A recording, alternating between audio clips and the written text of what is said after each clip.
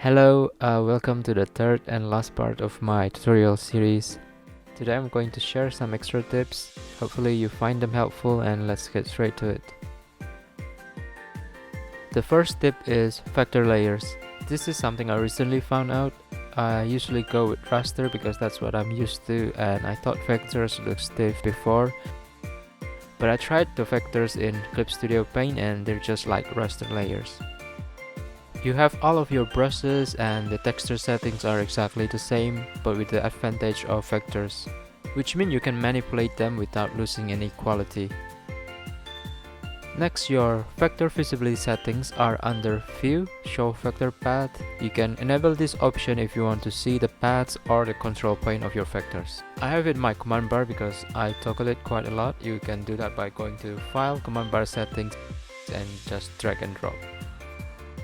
Once you have the visibility turned on, it will show you a highlighted line which will enable you to see your drawing outside the canvas. It's just a path, it's not like you can see your painting outside of the canvas because it will be just a collection of line instead of image. But for drawing something large like close-up shot, it is very helpful to have this. Next, you can go to the correct line subtool and you will find all of the tools to manipulate the vector line. It's pretty much self-explanatory, so I'll just skip to the tool that I use often. I mainly use the pinch vector line. You can move your line around with it. You can do a bit of animation without redrawing with this tool. And we have a few settings we can play around here.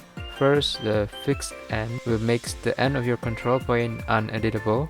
This might be good when you want to animate a certain cases, like maybe hair, but I mostly use free end which let you move the end as well. Pinch level is strength and effect range is the size. You can also add control point and connect lines when you are moving lines with this tool. Since the effect range doesn't have a shortcut, changing it can be quite tedious to do every single time. In those cases, I just zoom in and out because the size remains the same regardless your zoom level. Another tool I use is redraw and adjust line width. They are similar tools, but one replaces the width while others adjust it. You can use this to make a lineless animation style by removing some of the lines, while also still be able to use your buckets or other fill tools. Moving on to the next tip. In the first video I showed you that I use ellipse as placeholder for my character. This is a trick to help you find the rough timing before you commit and spend a lot of time drawing. It's also useful when you have a hard time animating something, as it's always a good idea to start with something simple.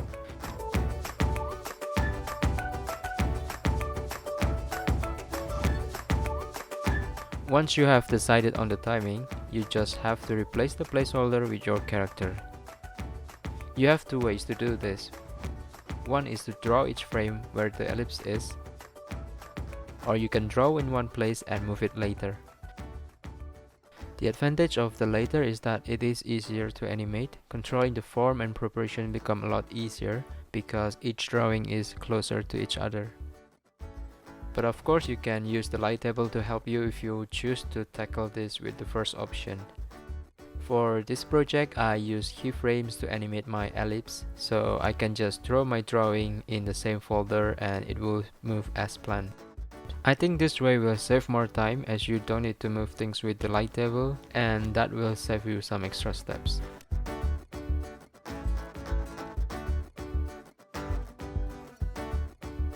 So this is my looping animation. I start from rough animation. I did 2 rough pass before I clean them up. Then I fill it with flat colors. You can do that by using any of the fill tools.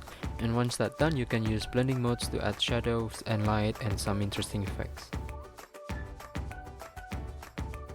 That's about it for the tips and this tutorial series. Thank you for watching and bye bye.